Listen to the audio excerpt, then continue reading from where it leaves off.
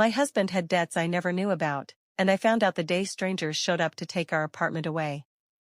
My name is Rebecca, and I was 32 years old, married to my husband, Adam, for almost 9 years, with 2 kids, Sophie who was 7 and Jake who was 4. We lived in a 2-bedroom apartment in the city, nothing fancy, but it was ours, or at least I thought it was ours, and I had spent nearly a decade building a life inside those walls that felt stable, ordinary, safe. Adam worked in sales, and he traveled a fair amount for work, sometimes gone 3 or 4 nights a week visiting clients in other cities.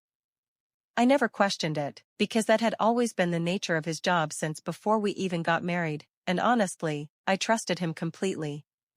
We split finances the way a lot of couples do. He handled the mortgage and some of the bigger bills since his income was higher, and I managed groceries, the kids' expenses, smaller day-to-day costs from my part-time job at a dental office. It worked fine for years, or at least it seemed to. Looking back now, there were small things I brushed off without thinking twice. Adam started seeming distracted more often, checking his phone constantly, stepping outside to take calls he never used to step outside for. He'd come home from work trips looking exhausted in a way that felt different from ordinary tiredness, more hollow somehow, like something was eating at him from the inside. When I asked if everything was okay, he always said work was just stressful, that a new manager was putting pressure on the whole sales team, and I believed him, because why wouldn't I? There were a few nights he came home very late, well past midnight, claiming client dinners had run long. A couple of times I noticed he seemed unusually relieved after certain phone calls, almost giddy in a way that didn't quite match anything happening in our actual lives. I remember mentioning to my sister once that Adam had been acting strange lately, and she asked if I thought he was having an affair, and I laughed it off completely, telling her Adam wasn't like that whatever was going on, it wasn't another woman. I had no idea how right and how wrong I actually was. The morning everything fell apart started like any other ordinary morning. I had just gotten Jake dressed and was trying to convince Sophie to eat her breakfast before the school bus came, when someone knocked on our apartment door. I opened it expecting a delivery or maybe a neighbor, and instead found 2 men in button-up shirts, holding clipboards, along with a uniformed officer standing slightly behind them. The taller of the 2 men asked if I was Rebecca Whitfield, and when I confirmed it, he told me, in the calmest voice imaginable, that he was there on behalf of the mortgage company, and that due to non-payment going back nearly 8 months, the property was now in foreclosure, and we were required to vacate within 30 days. I stood there in the doorway holding a spoon still covered in oatmeal, staring at him like he'd started speaking a different language entirely. "There must be some mistake," I said. "We're not behind on anything. My husband handles the mortgage." The man glanced down at his clipboard, then back up at me, his expression softening slightly, like he'd delivered this exact same news to plenty of people just as confused as I was. "Ma'am," he said gently, "according to our records, no payment has been received on this property since February. I'm very sorry, but this isn't a mistake." Behind me, I heard Sophie ask if everything was okay, and I turned around to see both my kids standing in the hallway, watching 2 strange men explain that the only home they had ever known was no longer ours. I called Adam 4 times before he finally picked up, his voice quiet and clipped in a way I'd never heard from him before. When I told him what had happened, there was a long pause on the line, long enough that I asked if he was even still there, and then he said he was on his way home, and that he needed to explain some things.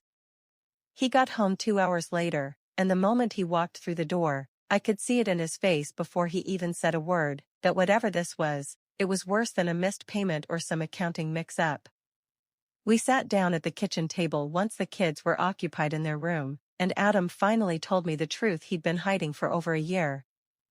He said it started small, a few hands of online poker after a rough week at work, just something to blow off steam.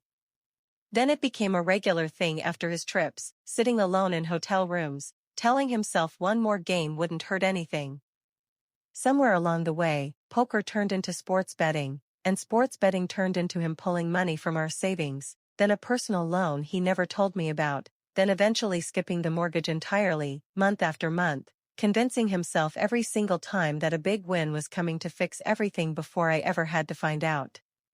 He told me he'd lost almost $60,000 over the past year and a half, money that included our savings, a loan against his car, and 8 months of an unpaid mortgage that had finally caught up with us in the worst possible way.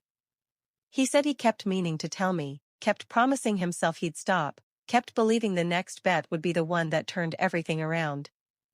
I sat there staring at him, feeling something between rage and disbelief, and I asked him how he could let this go on for so long without saying a single word to me, how he could watch our kids eat breakfast every morning in an apartment he knew we were about to lose. He didn't have a good answer. He just said he was ashamed, that the longer it went on, the harder it became to admit it, and that some sick part of him kept believing he could fix it alone before anyone ever noticed. I packed a bag for myself and the kids that same evening, and we went to stay with my sister 2 towns over. I told Adam I needed space to think, that I couldn't look at him without feeling something close to disgust, and he didn't fight me on it, he just said he understood, and that he'd give me whatever time I needed.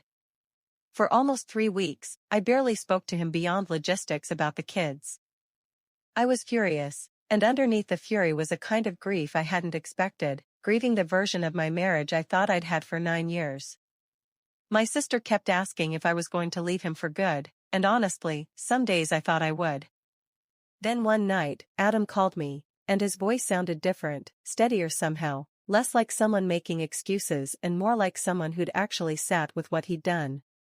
He told me he'd started going to meetings for gambling addiction, real meetings, 3 times a week, and that a counselor there had helped him understand that this wasn't just bad decisions, it was an actual addiction that had taken over parts of his brain he didn't fully understand himself.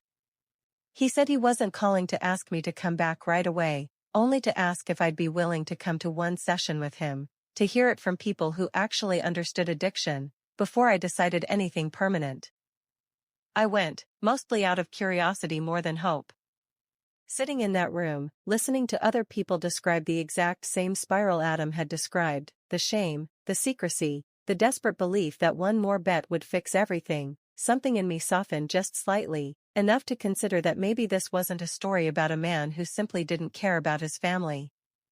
Adam stayed in treatment for 4 months, and during that time, we slowly rebuilt something between us, first through supervised visits with the kids, then through longer conversations, then eventually through me agreeing to move back in with him once his counselor felt confident in his progress.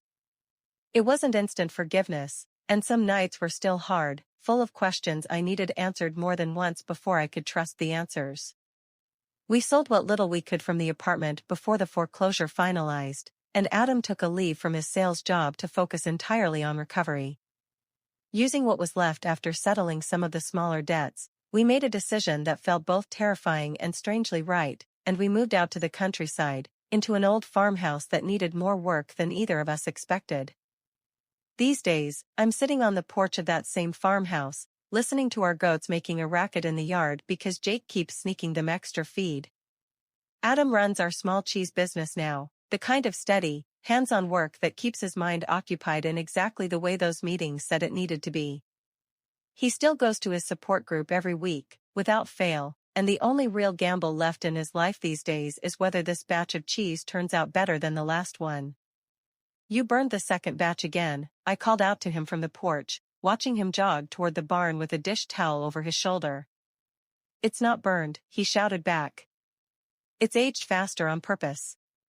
"Sure it is," I said, laughing, and went back inside to start dinner before the kids came running in from the yard.